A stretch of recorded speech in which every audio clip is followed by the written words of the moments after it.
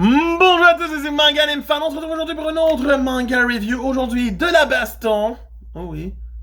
On commande si on l'a lu. On s'abonne et on met un pouce bleu. Ça me fait toujours plaisir de vous en parler. Donc, on parle du tome 6 de Valkyrie Apocalypse, publié par Ekiun, bien entendu. On commence un peu plus le combat Héraclès contre Jack l'Éventreur dans ce tome-ci.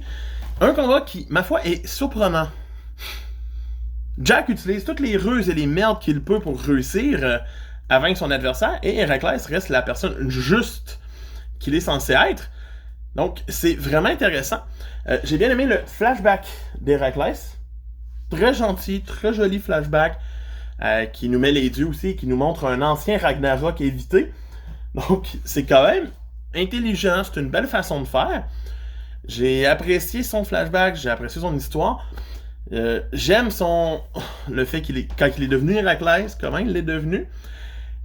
Et surtout, j'aime ses techniques qu'il va utiliser contre Jack. Donc, il va utiliser ses 12 travaux d'une certaine façon, sont ses techniques. Mais à chaque fois qu'il en utilise une, son tatou s'agrandit.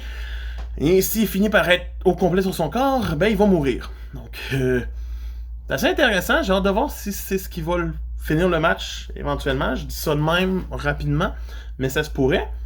Mais la deuxième partie du tome s'attarde beaucoup sur Jack, qui va profiter de ses avantages de la ville. C'est malade. C'est magistral de le voir dans l'arène. Et on va avoir son flashback, où on apprend qu'il voit les couleurs de l'âme humaine. D'une façon, c'est cute. C'est cute. Mais son passé est vraiment sombre, tragique et totalement intense. J'ai vraiment apprécié. Tu sais, c'est comme... Tu trouves qu'Héraclès, c'est le fun, son passé, il a bravé les difficultés. Là, tu vois sur le Jack, puis tu te dis... Ah, pauvre petit... Je comprends un peu plus. Donc, c'est quand même bien amené. Les auteurs réussissent à bien gérer la notion, à bien mettre en jeu le combat. Et les phases d'action restent palpitantes. J'ai hâte de voir la suite. Maintenant qu'on a la base des deux personnages, j'ai hâte de voir où on s'en va avec ça pour le prochain tome. Pour moi, c'est un très bon tome. C'est un 8 sur 10. Donc, de Manga Fan, écoutez. Hey, à plus. Bye!